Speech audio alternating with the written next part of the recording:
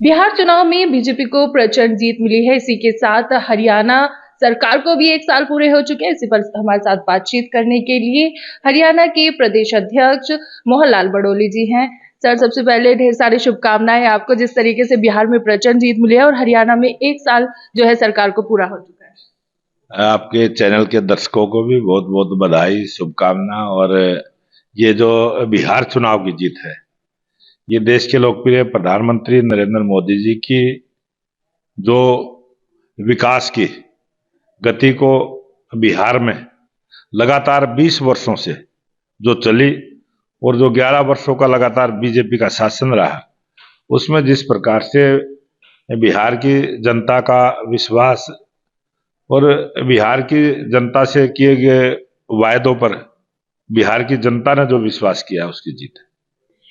जिस तरीके से बिहार में जाति की बात की जाती है कि जाति का इम्पैक्ट बहुत ज्यादा रहता है, लेकिन जो प्रचंड जीत बीजेपी को मिली है, जिस तरीके से बड़ी पार्टी बनकर उभरी है बीजेपी, क्या लगता है कि अब जो बिहार की जनता है वो जाति को छोड़ हिंदुत्व की तरफ आ बढ़ी है? नहीं, देश की जनता ना हिंदुत्व की तरफ बढ़ेगी ना जातिवाद की तरफ बढ़ेगी। देश की जनता राष्ट्रवाद की तरफ बढ़ेगी। इस देश में जातिवाद, क्षेत्रवाद और परिवारवाद, इन 3 वाद का समाप्ति होगी, खात्मा होगा। और इस देश के अंदर प्रधानमंत्री नरेंद्र मोदी जी के नेतृत्व में, भारतीय जनता पार्टी के संगठन के नेतृत्व में राष्ट्रवाद की भावना जब जन जन तक जाएगी और जहां जहां राष्ट्रवाद की भावना बढ़ेगी वहां बीजेपी बढ़ेगी। और यही कारण है कि जिस प्रकार से हरियाणा में भी इसी प्रकार से लोगों ने जातिवाद की राजनीति करने का पूरा प्रयास किया, लेकिन जाट वर्सेस नॉन जाट हो गया। ये बीजेपी ने कभी नहीं किया।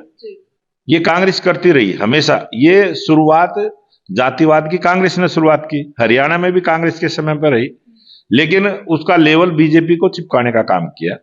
और जनता जानती है, और कभी भी भारतीय जनता पार्टी में जातिवाद की, क्षेत्रवाद की और परिवारवाद की राजनीति हुई नहीं है, ना होगी। ये भारतीय जनता पार्टी का विचार है, ये संगठन की सोच है।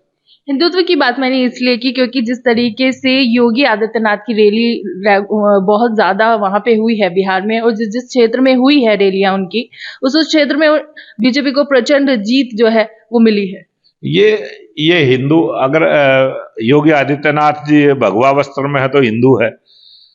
हिंदुस्तान में रहने वाले सभी हिंदू हैं। ये तो हमारे वो ये कहते भी है ना कि जब बटेंगे तो कटेंगे क्या, उसी उनके जो वाक्य उन्होंने बोला है उसी से एकजुट हुए हैं। ये बात ठीक है कि जो राष्ट्रवादी सोच के लोग हैं, जो हिंदूवादी सोच के लोग हैं, वो बटने नहीं चाहिए, और बटेंगे तो कटेंगे, कोई गलत नहीं बोला।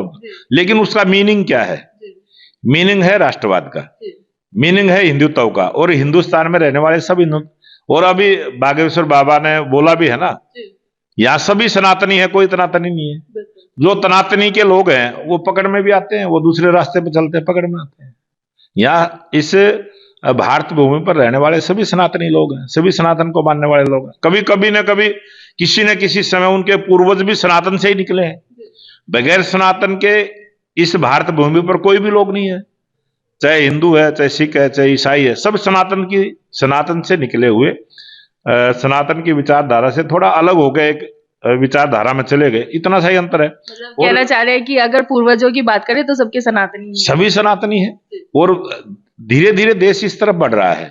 ये सभी लोग वापसी करेंगे, सबकी घर वापसी होगी।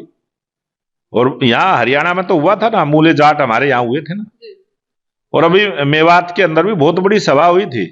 कुछ लोगों ने उसको सिरे नहीं चढ़ने दिया, उस प्रकार की सरकार नहीं थी। आज प्रधानमंत्री नरेंद्र मोदी जी के नेतृत्व में सभी एक होना चाहते हैं, और ये योगी जी भी जो कहते हैं वो ठीक ही कहते हैं। वो आने वाले समय में जब ये देश विकसित राष्ट्र की तरफ बढ़ेगा तो इन सब चीजों पर अमल होगा, और ये सब इस चीज की तरफ आएगी।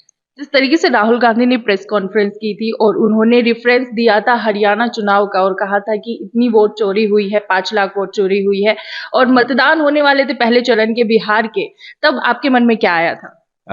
मैं ये बताना चाहता हूं कि 5 तारीख को, 6 तारीख को बिहार के अंदर वोटिंग था, और 5 तारीख को, और जिस विधानसभा से मैं विधायक रहा हूं, और जिस बूथ की चर्चा उन्होंने की मलिकपुर गांव का, वो गांव में 4 बूथ हैं, और जिन वोटों की चर्चा की, वो एक ब्राजील मूल की महिला का फोटो उन्होंने जिस प्रकार से स्क्रीन पे दिखाया, और कांग्रेस पार्टी के कार्यालय में वो प्रेस वार्ता हुई है, फर्जी आंकड़े हुए हैं, एक किस्म से फर्जी आंकड़ों के साथ जो प्रेस कॉन्फ्रेंस की है, और देश की जनता ने अगले ही दिन, मैं धन्यवाद करूंगा तमाम सभी मीडिया कर्मियों का, सभी चैनलों का भी धन्यवाद करूंगा कि उन्होंने सच्चाई को दिखाया कि ब्राजील मूल की महिला की जो 22 वोटें उन्होंने दिखाई, वो 22 की 22 वोट सही थी। उनके घरों पर जाकर वेरिफिकेशन हुआ, उन सब के पास अपने ओरिजिनल निर्वाचन आयोग के द्वारा दिए गए आइडेंटिटी कार्ड हैं, वो वोट करके आए हैं। ब्राजील मूल की महिला देश में ही नहीं आई, उसने खुद बयान दिया है। और राहुल गांधी जी कहते हैं कि एक महिला जो है 22 जगह वोट करके गई है, राय विधानसभा का जिक्र।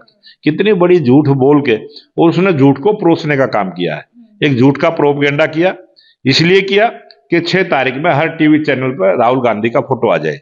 ये एक प्लानिंग के तहत उन्होंने किया।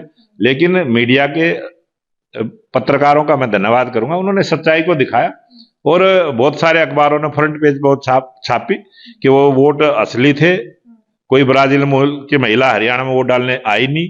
और 2 दिन के बाद उसने भी खुद स्टेटमेंट दी है कि उसके फोटो के साथ छेड़छाड़ की गई है, उसका नाम राजनीति में मिसयूज किया जा रहा है, सारा बयान आया हो।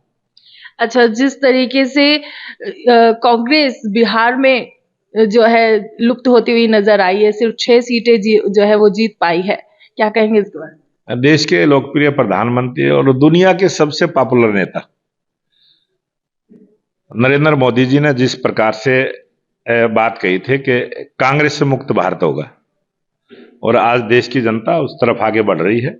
और दिल्ली में तो 3 बार से 0 पर आउट हुई है। अनेक ऐसे प्रांत हैं जहां कांग्रेस 0 पर आउट हुई है, और आने वाले समय में अभी तो वो 6 पे आए हैं, और अगले जब भी चुनाव होंगे आप देखेंगे कांग्रेस 0 पर आउट होगी।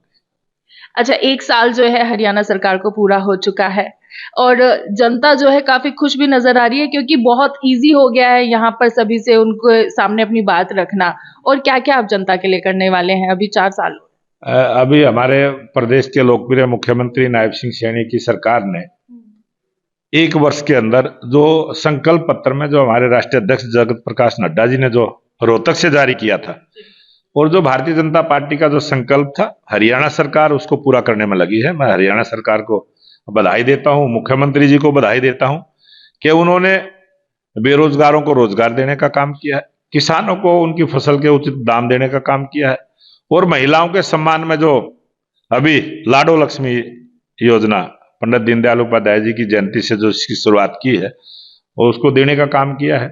और जो बेरोजगार युवा हैं उनके रोजगार के नए अवसर मिले, इसके लिए जो आईआईएमटी की 6 नोटिफिकेशन किए हैं, 10 आईआईएमटी बसाने का हमने फैसला लिया था, और उसमें से 6 का नोटिफिकेशन जारी हुआ है। और बहुत सारी, चाहे सड़कों का निर्माण है, चाहे पुलों का निर्माण है, चाहे बिजली में सुधार है, चाहे शिक्षा और स्वास्थ्य जो एक जरूरी चीज है, और गरीब आदमी की बीमारी का इलाज सरकार के स्तर पर, सरकार अपने स्तर पर करवाती है। इस प्रकार की जो आयुष्मान योजना और चिरायु योजना, उसको धरातल पर उतारने का काम किया है, और गरीब कल्याण की जितनी भी योजनाएं हैं, गरीब के घर पर आसानी से पहुंचे, इस प्रकार की व्यवस्था हरियाणा में खड़ी की। बहुत बहुत धन्यवाद। तो ये थे हमारे साथ हरियाणा बीजेपी प्रदेश अध्यक्ष मोहन लाल बड़ोली।